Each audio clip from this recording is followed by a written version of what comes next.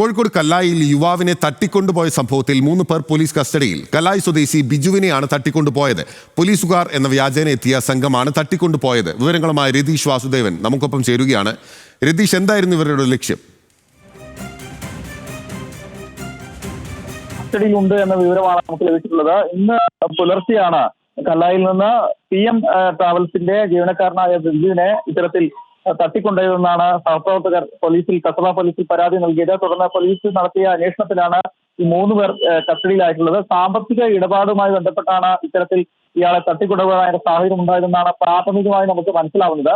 എന്തായാലും കൂടുതൽ വിശദമായ പരിശോധന പോലീസ് നടത്തുന്നുണ്ട്. മറ്റാർക്കെങ്കിലും ഏതെങ്കിലും തരത്തിൽ ബന്ധമുണ്ടോ എന്ന് ഉൾപ്പെടെ പരിശോധന നടത്തുന്നു. കാറിലെത്തിയാണ് സംഘം പുലർച്ചെ ഇയാളെ തട്ടിക്കൊണ്ടുപോയത്. എന്തായാലും പോലീസ് കൂടുതൽ പരിശോധന നടത്തുകയാണ്.